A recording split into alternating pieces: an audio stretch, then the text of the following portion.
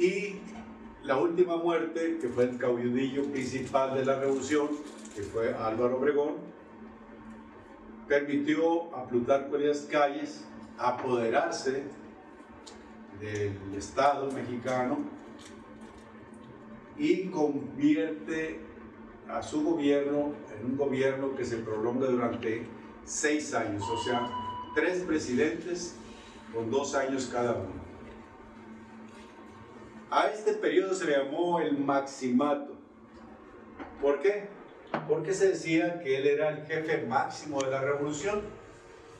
Luego entonces, todos los que él ponía como presidente tenían que seguir ciegamente las indicaciones que él daba.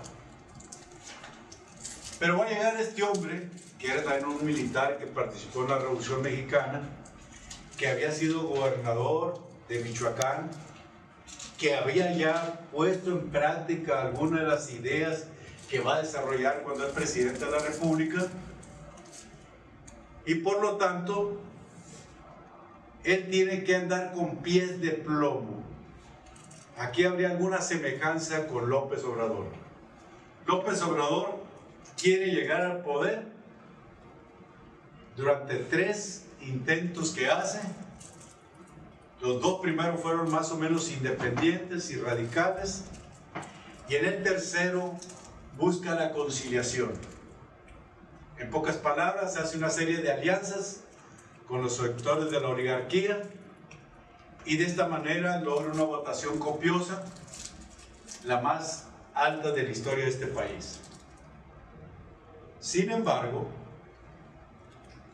como el jefe máximo es el que lo pone como candidato, cosa grotesca es que el Partido Comunista Mexicano, que estaba iniciándose en este país, se avienta contra Cárdenas acusándolo de fascista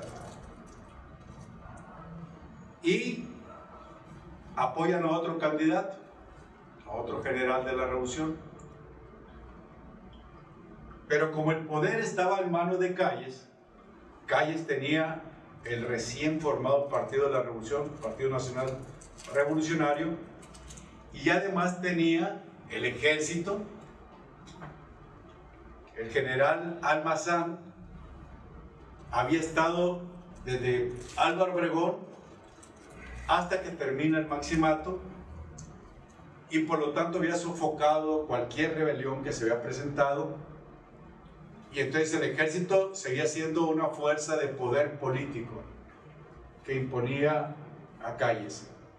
Entonces Calles había tenido problemas con los 3 presidentes que puso, porque algunos no estaban de acuerdo en todo lo que decía Calles. Calles quería ponerles todos los funcionarios públicos, todos los gobernadores del país, todos los presidentes municipales, y por lo tanto prácticamente el presidente en turno era una nulidad, estaba opacado por lo del presidente. Hay una anécdota que señala, porque antes los presidentes vivían en el castillo de Chapultepec, y cuando preguntaban sobre el presidente, decían: aquí vive el presidente en el castillo de Chapultepec, pero el que manda está enfrente, ahí en Polanco, ahí vivía Calles. Entonces Cárdenas, cuando entra al poder, tiene que entrar con pies de plomo para no ser inmediatamente expulsado con una revuelta militar por parte de Calles. Sin embargo, dale la siguiente. El cursor.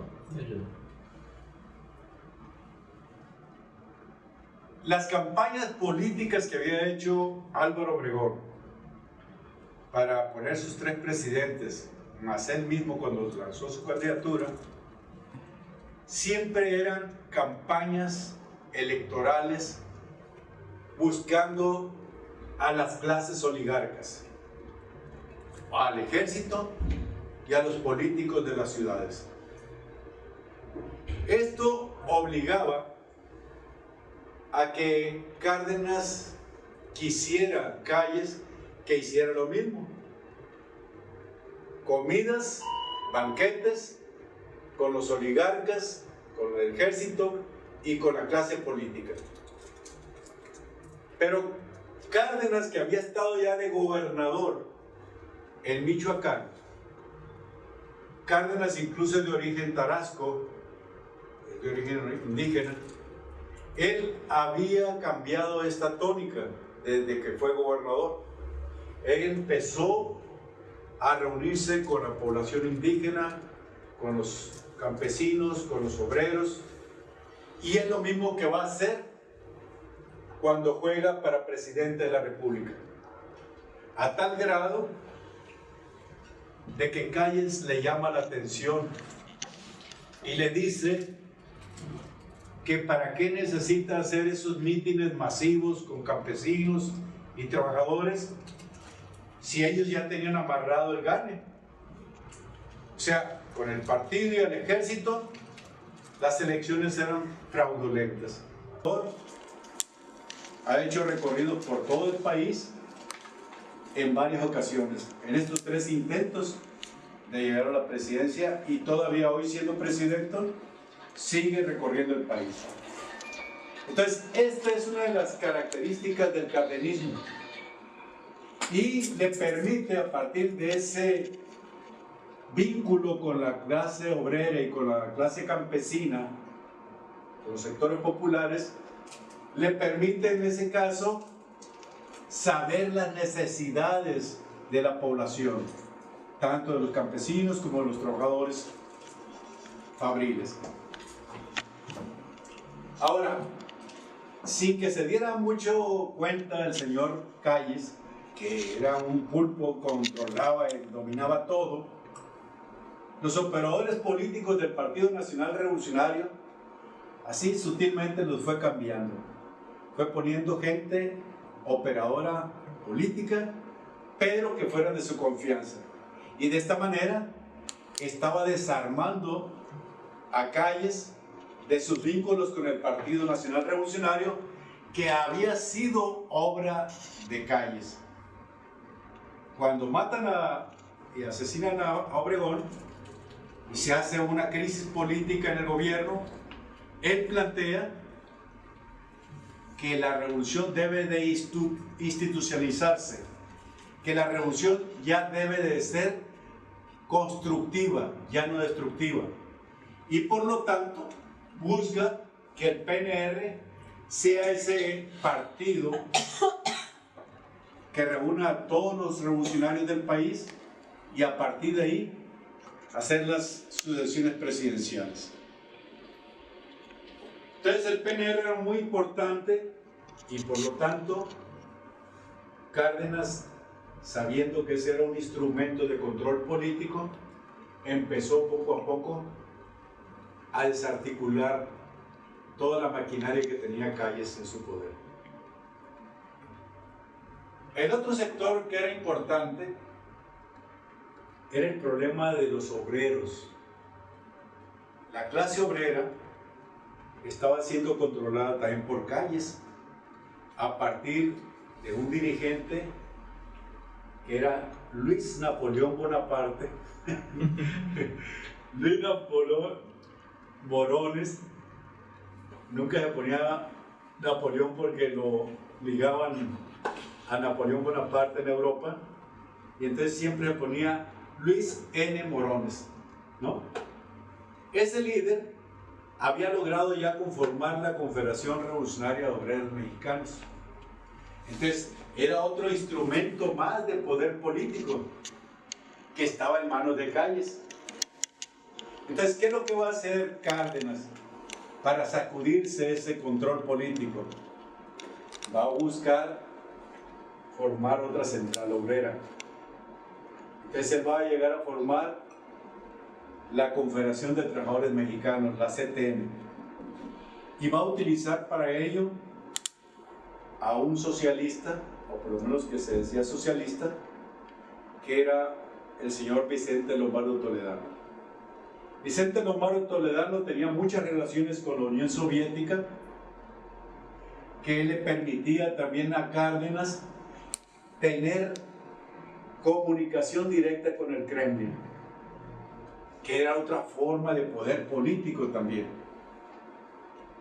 Entonces, Cárdenas, si se fijan, va gradualmente descabezando los tentáculos que tenía Calles en su poder y va creando su propia estructura de poder. A los campesinos, que es otra característica importante y diferente a López Obrador, Cárdenas, tanto con los campesinos como con los obreros, los organizó.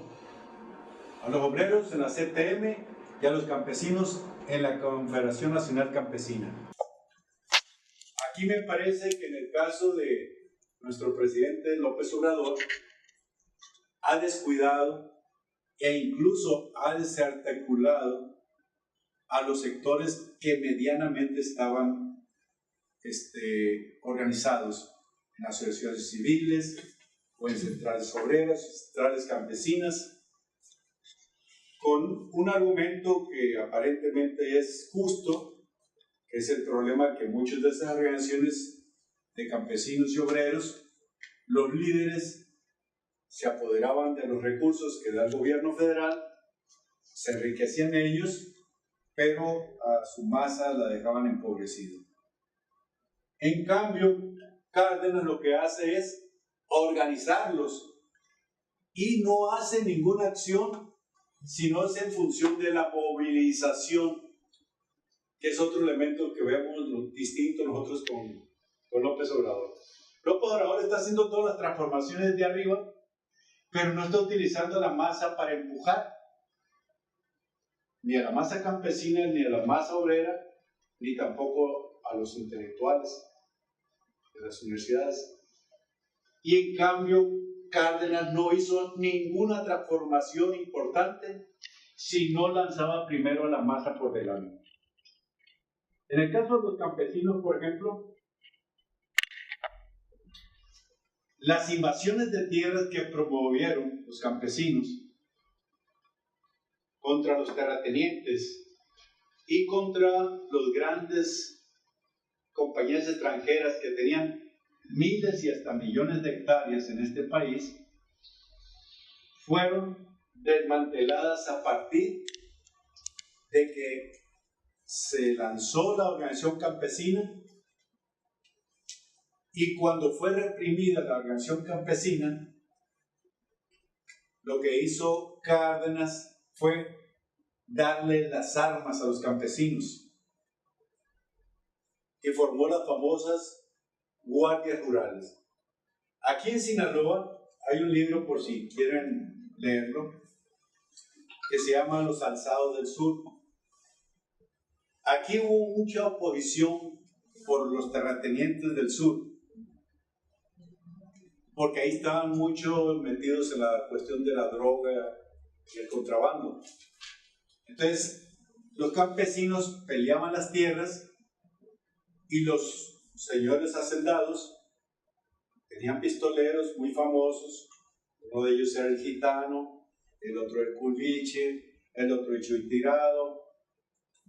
Gatilleros que fueron tan famosos que tuvieron hasta corridos y hay libros escritos. Entonces, ¿qué hizo Cárdenas para lograr que se hiciera la reforma agraria aquí en Sinaloa?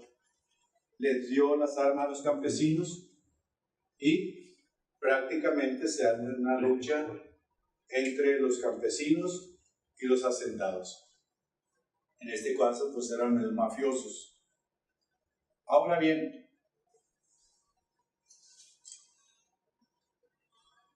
una vez que toma el poder,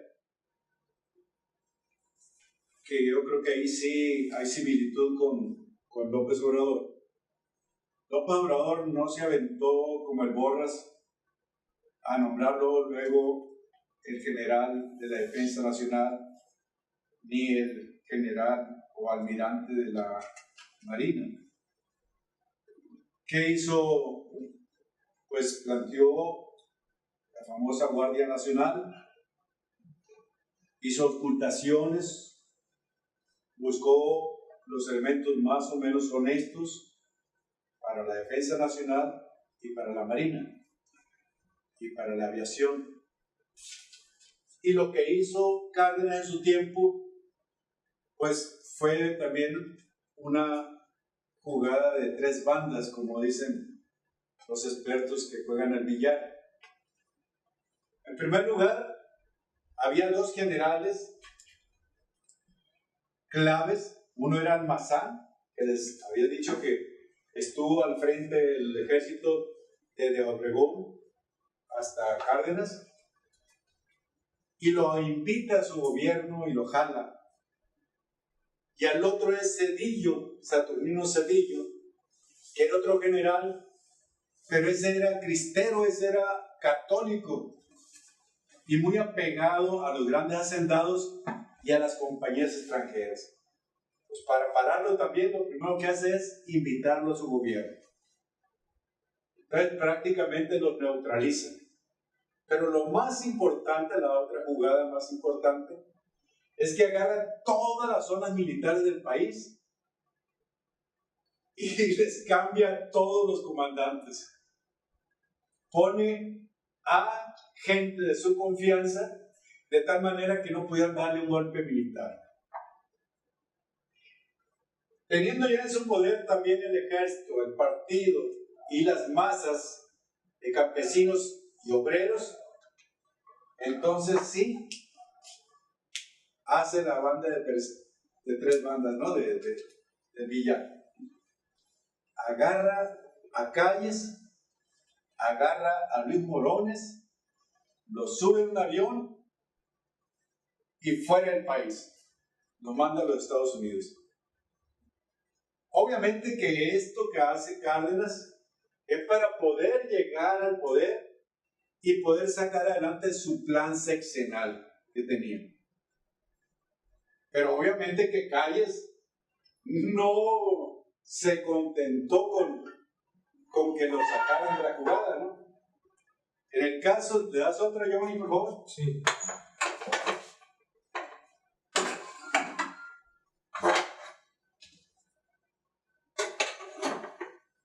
Calles, en principio, cuando empezó a ver todos estos movimientos,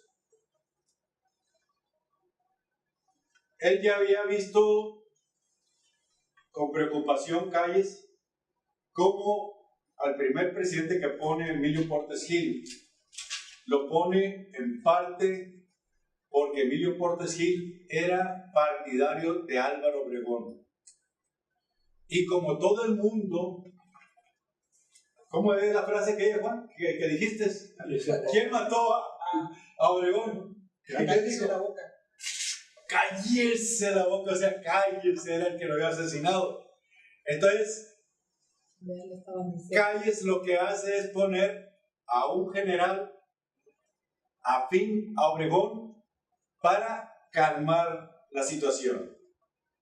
La tónica siempre había sido que para que mataran a uno que era dirigente del país, el que lo mandaba a matar asumía la presidencia. En este caso, si él hubiera asumido la presidencia, hubiera habido una crisis de poder mayor. Le ha dicho, entonces Calles fue el que mató a Obregón. Y resulta que Calles y Obregón se habían dado durante todo el tiempo de la revolución y después de la revolución. Entonces, para evitar que todas las sospechas cayeran en él, lo que hace es meter a Emilio Portes Gil. Pero Emilio Portes Gil ve que no le da pie para dirigir el país y termina y sale en 2 años. Luego dice, bueno, necesito un cuate que no esté enterado de la política nacional. Y entonces se trae a Pascual Ortiz Rubio. Pascual Ortiz Rubio era embajador de México en Brasil. Entonces él allá bailando la samba y todo eso, pues no estaba muy enterado de lo que estaba pasando aquí en México, ¿no? Pero cuando llega y lo impone Calles, se da cuenta lo mismo que Emilio Portesil, que no los dejaba hacer absolutamente nada, ¿no? Entonces, es el único presidente de la República, de todos los que tenemos en la historia de este país, que renunció formalmente y argumentó por qué renunció. Y finalmente mete a Abelardo Rodríguez, que era otro sonorense, y también termina su periodo, y es cuando piensa que Cárdenas puede ser más manejable. Era un hombre serio, respetuoso, no dado a mucho escarmiento, espaviento en la política, y entonces ve que el jefe máximo empieza a sacar una carta pública donde se empieza a quejar de Cárdenas. Y esa carta pública obviamente merecía una respuesta de parte del presidente de la República. Entonces Cárdenas efectivamente saca una carta, pero se prepara con la movilización de las masas,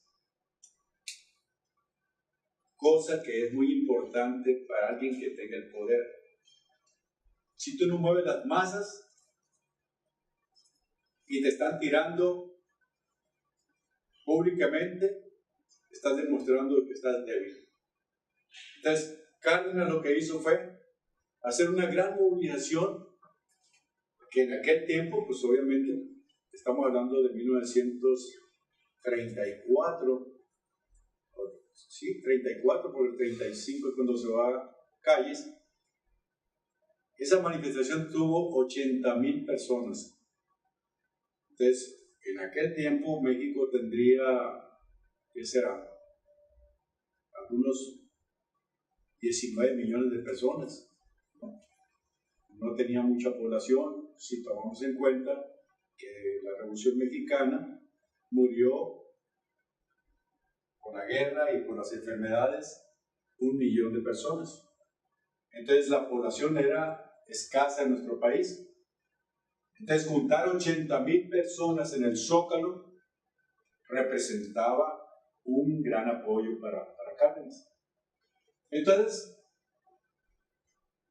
ya que tenía el poder de las masas, el poder del partido, el poder del ejército,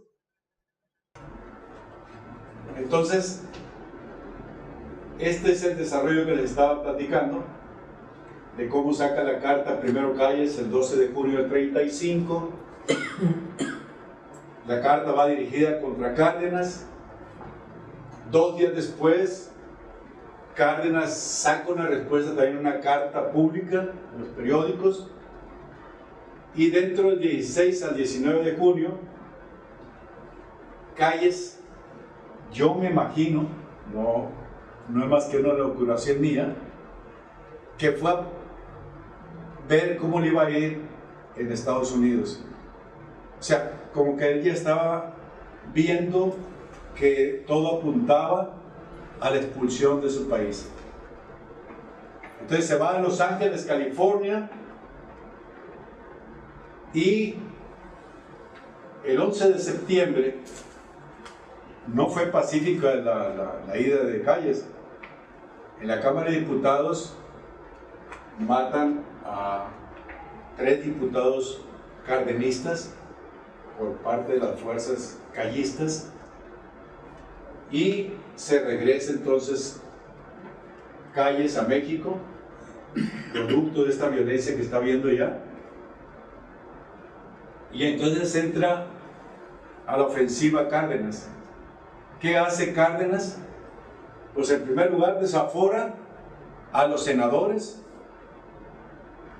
más sobresalientes del callismo, y luego también hacen juicios políticos y tumban a los gobiernos de Sinaloa, de Zamora, de Durango y de Guanajuato. ¿Por qué Sinaloa? Calles tenía una hija que se llamaba Alicia, que estaba casada con uno de los multimillonarios caciques de aquí de Sinaloa, que eran los Almada. Los Almada eran dueños de miles y miles de hectáreas, eran dueños de ingenios, en fin, tenían mucho dinero.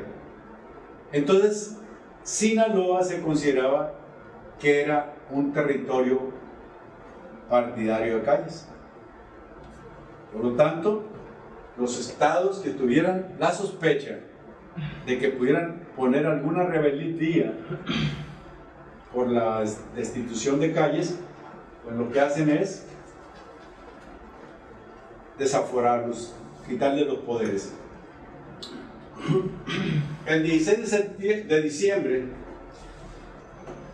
fue cuando se desaparecen los poderes de Guanajuato, Durango y Sinaloa y Sonora. Y el 22 de diciembre es cuando se da la gran manifestación que les decía de 80,000 personas. Y finalmente el 10 de abril del 36 es cuando sale exiliado Calles con Luis N. Morones y otros dirigentes obreros. Con esto, Cárdenas va a acabar con la piedra en el zapato. O sea, ya no va a haber quien le moleste para sacar adelante su plan sexenal. Dale otro, por favor. Pero siempre eligió buena fecha Calles para irse el 10 de abril. Una fecha histórica. Bueno, yo creo que tenía premeditación, algo así. ¿Cuál es el Estado-nación que planteaba Cárdenas para este país? En primer lugar, Cárdenas tenía la visión de que este Estado-nación debería ser un Estado-nación independiente, nacionalista, y sacudirse la tutela de los gringos y los extranjeros. Por ello, él se va a apoyar en las masas campesinas y en las masas obreras. A los campesinos, además de organizarlos políticamente, los organiza colectivamente para trabajar la tierra. Y aparte de trabajar la tierra, les permite tener apoyos de insumos como las semillas, como los fertilizantes y como todo lo que se necesitaba para producir la tierra, como eran los extensionistas, etc. Todo esto le permitió a Cárdenas crear un excedente en la producción. ¿Por qué? Recordemos que acababa de pasar la gran crisis del 29-32, la crisis mundial, donde se cambia de modelo económico el mundo, de aquel modelo liberal que había anterior del 29, donde se señalaba por Adam Smith y David Ricardo de que la economía mundial tendía a ser un equilibrio porque había una mano invisible, que era la mano del mercado, que permitía que el capitalismo siguiera adelante. Entonces, la crisis, la gran crisis, donde hay gentes que se tiran de los rascacielos. Hay una anécdota por ahí que un tipo de los norteamericanos que habían quebrado va a tirarse al puente de Brooklyn, en Nueva York, porque hubo gente que se tiró del puente, que se tiraba de los rascacielos, etc. Se entró una locura, un pánico. Entonces que iba un tipo a quererse matar, pero en el ínter de ir caminando quería fumar un cigarro por lo nervioso que iba, y a donde preguntaba no había cerillos. Llegó al puente y todavía el que pasaba le pedía a ver si traía cerillos, si no traía cerillos, y de ahí la anécdota de que este hombre se le ocurrió poner una fábrica de cerillos y optó por no matarse. Y efectivamente se convirtió, después de la crisis, en un gran industrial de los más poderosos de los cerillos en el mundo, ¿no? Pero toda esa crisis afectó al mundo y en el caso de México permitió que los campesinos, al producir alimentos que no habían producido en ese tiempo de la crisis en Estados Unidos, entonces México empezó a vender bastantes materias primas tanto para su industria como para su alimentación, la alimentación de la población norteamericana. Por lo tanto, hubo un excedente que Cárdenas utilizó para mandarlo hacia la industria. Y el primer modelo económico que va a plantear Cárdenas es precisamente lo que él llamó la economía al interior, que en otras cosas no era más que fortalecer el mercado interno para que hubiera circulante, que hubiera dinero y se pudiera traducir en capital hacia la industria. De aquí va a surgir precisamente de este proceso lo que después se va a llamar la sustitución de importaciones. Va a buscar que la industria de este país, eso lo va a hacer ya Ávila Camacho, Miguel Alemán Valdés y los demás presidentes que siguen.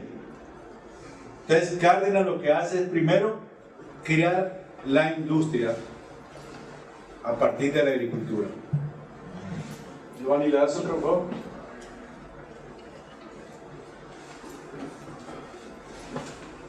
Él le llamó la etapa de crecimiento hacia adentro, que no es otra cosa más que el fortalecimiento del mercado interno, ¿no? Con esto daba juego a la economía del país. Después de haber estado destruida por la Revolución Mexicana, donde se destruyeron fábricas, haciendas, edificios, ferrocarriles, carreteras, etc. Bueno, este proyecto de Cárdenas de la economía hacia adentro o fortalecimiento del mercado interno es lo que va a permitir que efectivamente la economía se revitalice, en este caso en México. Aquí hay 4 aspectos que van a fortalecer la economía hacia adentro que llamaba Cárdenas. 2 son de carácter económico, como la reforma agraria, la expropiación petrolera y la nacionalización de los ferrocarriles. Estas van a permitir que efectivamente haya más circulante de dinero, haya más poder de compra y haya también más dinamismo en la economía. Y los otros 2 aspectos, que son políticos, de carácter social, es la fundación del PNR, que él lo va a convertir después en PRM, Partido de la Revolución Mexicana. Hasta donde le sirvió el PNR lo utilizó Cárdenas, pero luego ve que los restos del callismo podían estorbarle y forma entonces el Partido de la Revolución Mexicana, que va a ser el antecedente directo del famoso Partido Revolucionario Institucional, que ahora está ahí en 2 aguas, ¿no? El otro aspecto importante de la política de Cárdenas va a ser el aspecto educativo y el aspecto cultural. La educación socialista ya se había estado mencionando desde el tiempo de Álvaro Obregón, pero obviamente no había seguido un plan, un proyecto. Simplemente se empezaba a hablar que la educación socialista podía ser un medio para traer la equidad y la justicia social del país. Entonces, Cárdenas, cuando fue gobernador de Michoacán, él va a plantear la educación socialista no solamente en las capas medias o capas trabajadoras, sino lo va a plantear sobre todo en los indígenas. Los indígenas, para él, no solamente tenían que ser bilingües, sino también tener una participación social. Entonces, la educación socialista no solamente se dio en la educación básica de las escuelas normales, rurales, sino también en las universidades. Por ejemplo, la UAS que tenemos llegó en el tiempo de Cárdenas a denominarse Universidad Socialista del Noroeste, y el grueso de las universidades del país, casi todas empezaron a denominarse como socialistas. Entonces, Cárdenas no pudo avanzar más porque, como dicen los físicos, cuando un movimiento de izquierda va y no hay que le den más impulso y más continuidad, al regresarse, la derecha se va con más fuerza en contra de la izquierda. Entonces, estas instituciones que formó Cárdenas van a empezar a ser combatidas por el nuevo gobierno de derecha de Manuel Ávila Camacho. Por ejemplo, las normales rurales van a empezar una campaña de anulación. No las han acabado todavía, pero obviamente que ya no tienen la misma vigencia que en el tiempo de Cárdenas. Y la otra cosa que Cárdenas estaba planteando era el problema de que si expropiaba el petróleo, lo más seguro es que los gringos se iban a llevar sus técnicos, ¿no? Y iban a querer chantajear por la falta de técnicos. Entonces, desde entonces empieza a formar el Instituto Politécnico Nacional, que ya anteriormente Calles había formado algunas escuelas de ingeniería mecánica, y que Cárdenas va a venir a crear toda una institución grande, magna, como es el Politécnico Nacional, y lo estaba viendo en función de que querían expropiar el petróleo y que de ahí tenían que salir los técnicos. El otro aspecto que Cárdenas también va a ponerle atención es al Instituto Nacional de Antropología e Historia. Una cosa que Cárdenas veía con importancia es que México sí tenía una cultura del mundo.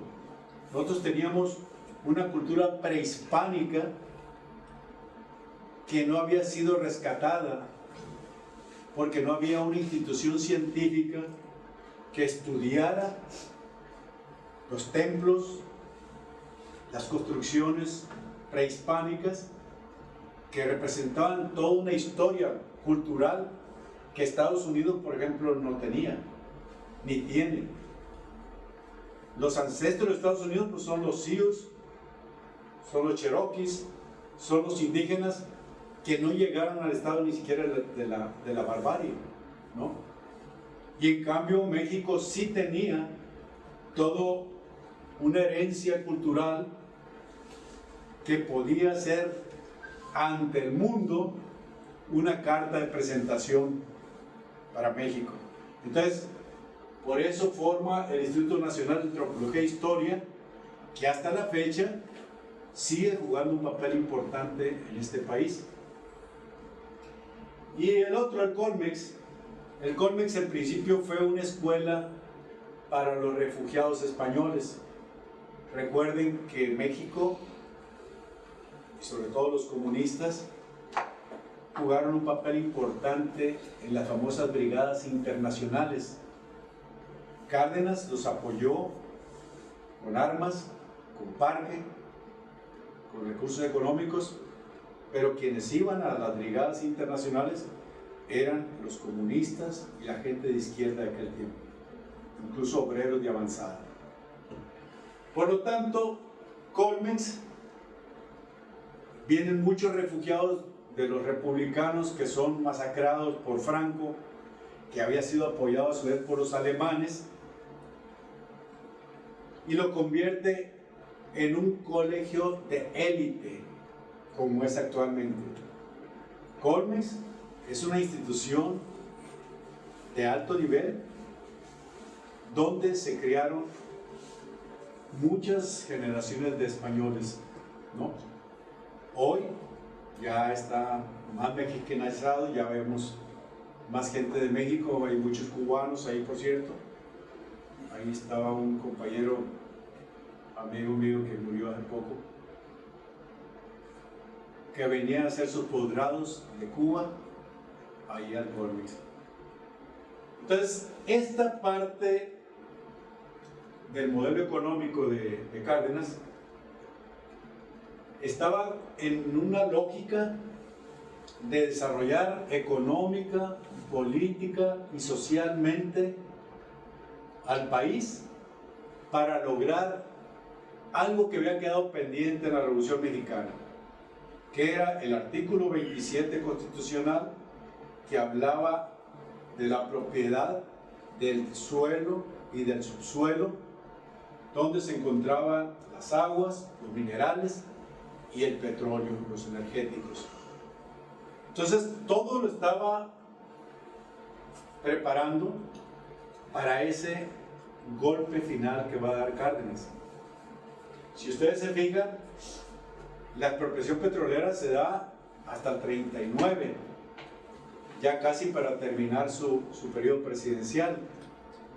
Pero para antes estuvo desde el 36 apoyando las huelgas de los obreros petroleros en contra de las compañías transnacionales, ¿no? Y esos enfrentamientos generalmente eran apoyados por la Presidencia de la República a través de la Junta de Conciliación y Arbitraje, e incluso con el Supremo Tribunal de Justicia, que es finalmente el que le va a dar la puntilla a las petroleras. ¿Le das otras, por favor?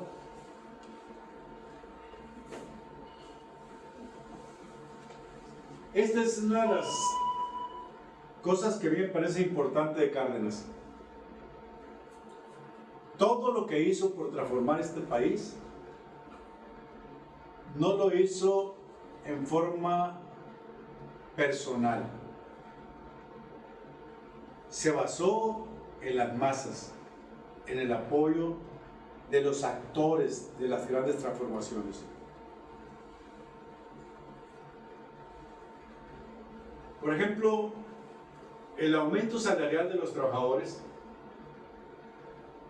no lo daba por decreto Cárdenas. Promovía huelgas o dejaba, por medio de los líderes del Partido Comunista Mexicano, que muchos de ellos eran dirigentes obreros, como por ejemplo Valentín Campa, el propio Ratón Velasco, el mismo José Revueltas era dirigente obrero, David Alfaro Siqueiros, Diego Rivera, los grandes pintores, eran líderes obreros también, y posibilitaban que efectivamente, si querían un aumento salarial, lanzaban las huelgas y después la Junta de Conciliación y Arbitraje obligaba a los patrones al aumento salarial. Recordarán ustedes que cuando estuvo Echevarría sí empezó a dar aumentos salariales por decreto, ¿no? Y lo que pasó es que se hizo finalmente una gran inflación y finalmente entra en crisis el gobierno de Echevarría, ¿no? Porque estaba dando constantemente aumentos salariales. Y Cárdenas no, planteaba que los obreros se movieran, hicieran las huelgas y que de esta manera se dieran los aumentos salariales.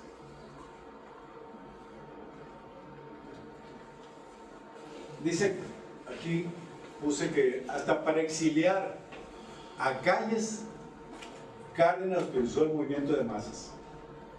A pesar de que ya no lo necesitaba, movilizó a las masas para poder decir, bueno, ustedes, mexicanos, estuvieron de acuerdo en sacar a Calles de este país porque era un estorbo para el desarrollo económico, político y social. En el caso de la República Española, ustedes recordarán que la República Española era una república socialista, o que por lo menos tendía hacia el socialismo. Muchas de las comunas que había en España de la República eran colectivas, eran prosocialistas, y entonces Franco, que era un general conservador, pide apoyo a Hitler. Hitler le da armas, aviones, cañones, etc. Mientras que por otra parte, la República Rusa, o sea, la Unión de Repúblicas Socialistas Rusas, no tenía las armas suficientes como para entregarlas a los republicanos. Recordamos que en ese momento había un vacío de poder o una lucha por el poder. Stalin contra Trotsky. Stalin matando incluso a los viejos dirigentes bolcheviques. Y Trotsky huyendo. Y aquí una de las cosas que va a hacer Cárdenas, que es muy importante, la relación que había de los grandes pintores, como Diego Rivera, como David Alfaro Siqueiros, como el propio se me escapa. Estos pintores tenían casi amistad con Cárdenas.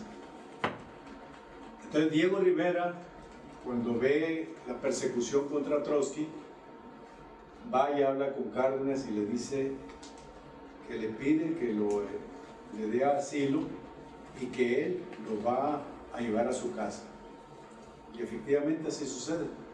Y el gobierno de Cárdenas le pone una casa especial con vigilancia y todo. Aún así, lo matan a Trotsky. Y por lo tanto, Cárdenas, obviamente, que se dio a la tarea de buscar al asesino, a sabiendas de que la orden venía de la Unión Soviética, ¿no? Porque la Unión Soviética había mandado decir lo que era el buró político del Partido Comunista en México. En ese tiempo estaba Valentín Campa, estaba Hernán Laborde y estaba Dionisio Encinas, y los tres, llega un enviado de Moscú y les dice: hay que asesinar a Trotsky. Entonces los tres se quedan sorprendidos y se van a Nueva York, y en Nueva York se supone que estaba la dirigencia de toda la América, lo que podría decirse el buró político de la Unión Soviética aquí en América Latina. Y le dice a los tres elementos estos que no se preocupen, que él va a hablar con Stalin y que no va a haber problema. Esto de que cuando llegan aquí a México ya estaba un congreso extraordinario, y en ese congreso extraordinario los expulsan del partido. Los compañeros no dicen absolutamente nada por disciplina partidaria, y va a ser muchos años después en el cual se les va a reivindicar como verdaderos comunistas a estas gentes. Entonces Cárdenas sabía de todo esto y por eso puso a un general de sus confianzas a investigar, y es cuando se dan cuenta de que el asesinato venía desde afuera. Entonces el que lo mató, que es Ramón Mercader, era un compañero, algunos dicen que cubano, otros dicen que era español. ¿Qué pasa? El caso es que este hombre dura preso como unos 14 o 15 años, o más, no recuerdo bien, en Lecumberri, y finalmente cuando sale libre, lo llevan a la Unión Soviética y allá le dan una medalla al mérito comunista. Entonces, sí era obviamente un latino, o era cubano o era español. Entre esas dos partes se manejaba el natalicio de este hombre. Pero de que era un hombre de partido, lo era, ¿no? Entonces, para terminar, dale otra, Giovanni.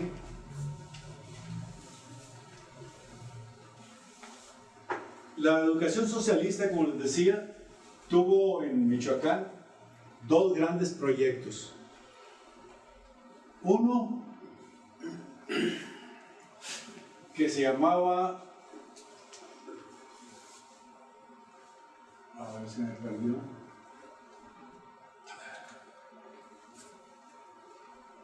bueno, hubo dos proyectos en Michoacán muy famosos que eran bilingües en la lengua originaria de los pueblos. Me parece que uno era tarasco y el otro era quechua, pero los dos buscaban, por un lado, enseñar la cultura de los indígenas y además darles las herramientas para la lucha social. En el caso de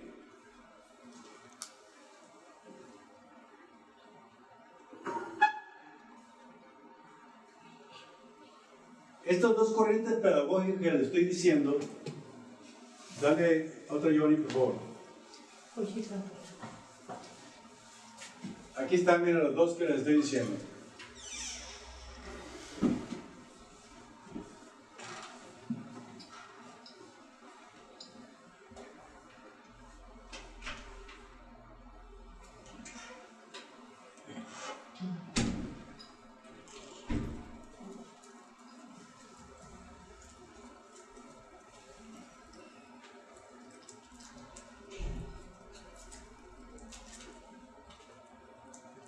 Los proyectos estos buscaban no solamente enseñar a leer a la gente. Ustedes recordarán que en esta época todavía el analfabetismo era muy grande, ¿no?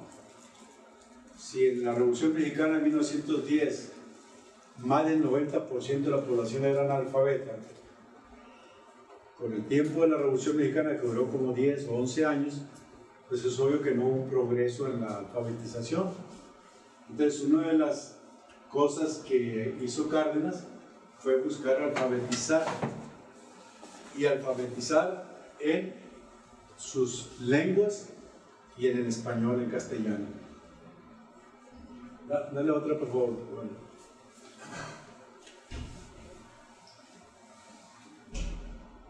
Ya siendo presidente, les dije hace rato que muchas de las universidades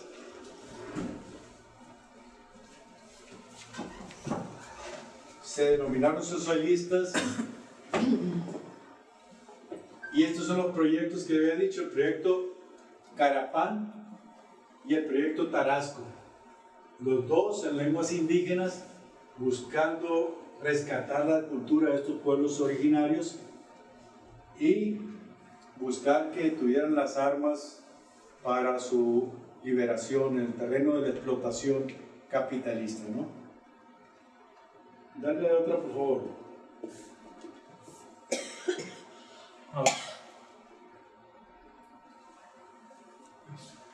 Cárdenas y la cultura. Una de las cosas que Cárdenas va a buscar, y sobre todo después de la expropiación petrolera, los extranjeros, en este caso los gringos, los ingleses, los belgas, los holandeses,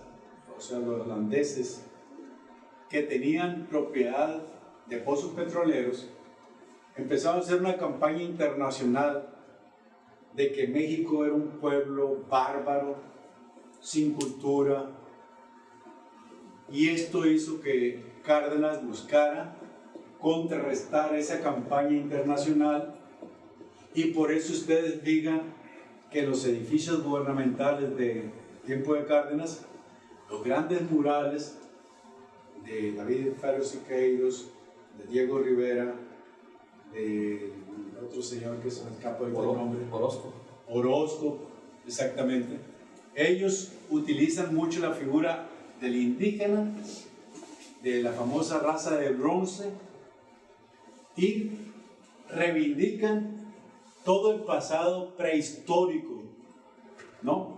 Hasta llegar a la época del socialismo, buscando hacia el socialismo. Además de impulsar a los grandes pintores, a los grandes muralistas, también va a impulsar las culturas populares de los indígenas, hace festivales.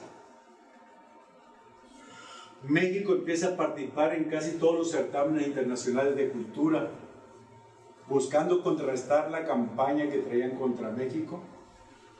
Y aparte de eso, buscaron que en el cine, que es la época de oro del cine mexicano, vamos a ver cómo todas las películas, si ustedes se fijan, las películas de Luis Buñuel, las películas de Lidio Fernández, de todos aquellos grandes directores de cine, rescataban la época de la Revolución Mexicana, rescataban incluso la miseria de las grandes ciudades.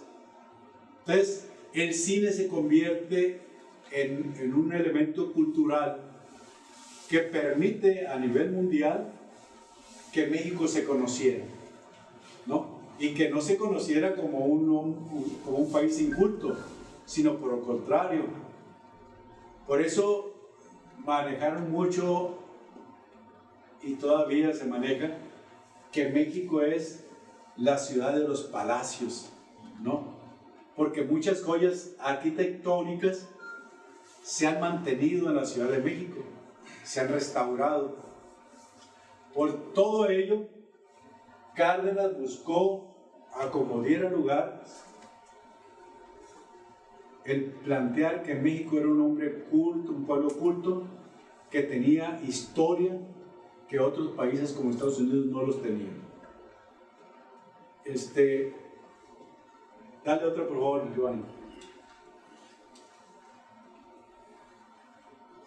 ¿Cómo aparecen los grandes consorcios petroleros en México? A ver, Giovanni, ¿de qué etapa cree que llegan las concesiones petroleras? Sin ver ahí. No, pues desde antes, porque desde lo que habíamos comentado en sesiones pasadas, desde el porfiriato, Porfirio Díaz entregó muchas concesiones a los extranjeros y creo que a partir de ahí todo eso se venía dando, la injerencia de los Estados Unidos o de los extranjeros en el petróleo. Bueno, antes de Porfirio Díaz, estando en el poder Maximiliano de Austria, es el que empieza a dar las primeras concesiones. Recordarán ustedes que Maximiliano de Austria queda sin el apoyo de Napoleón III. Y al quedar sin el apoyo de Napoleón III, no tenía ni recursos económicos ni recursos militares. Entonces, una forma de allegarse de recursos financieros fue a partir precisamente de las concesiones a las compañías transnacionales de los energéticos. Y si ustedes se fijan aquí, también Porfirio Díaz va a ser posteriormente quien empiece a dar más concesiones. Cuando empieza a ver que efectivamente la guerra era evidente. Ustedes recordarán, los que han estado en otras sesiones, que Plutarco Elías Calles, el jefe máximo de la revolución, con el pretexto de curarse una pierna, que lo operaron allá en Alemania, estuvo en cierta manera en relación con políticos y con militares alemanes. Y Plutarco Elías Calles tenía ciertas simpatías con el régimen alemán, que va a ser el régimen de Hitler, ¿no? Entonces la primera amenaza que le avientan los gringos a Cárdenas es que si se atreve a expropiar los pozos petroleros, van a invadir militarmente. Entonces Cárdenas les contesta que si eso hacen, todos los pozos petroleros van a ser dinamitados. Y por lo tanto, si se avecinaba la guerra, pues sería un problema para poderse a rehabilitar los pozos petroleros. Bueno, ya caminado el conflicto, le vuelven a plantear los gringos y los ingleses, que eran los más fuertes, le dicen que si expropia el petróleo, ellos no le van a comprar ningún barril de petróleo. Entonces Cárdenas les contesta. Ahí es una insinuación política que no era realmente la que sentía Cárdenas, porque él no estaba por el fascismo. Él había ayudado incluso a los republicanos en la guerra y había ayudado incluso a los etíopes cuando Italia invadió Etiopía. Entonces les dice, bueno, si ustedes no me compran, yo le venderé petróleo a quien me lo compre. Y esto se hace público. Entonces de inmediato Japón contesta, nosotros estamos dispuestos a comprar el petróleo que sea los mexicanos. Y obviamente los alemanes también. Entonces los gringos, los ingleses, que ya estaban preparando una invasión militar con un acorazado inglés y unos acorazados gringos, al ver que ya Cárdenas estaba planteando un choque, un enfrentamiento contra ellos, entonces le dicen, bueno,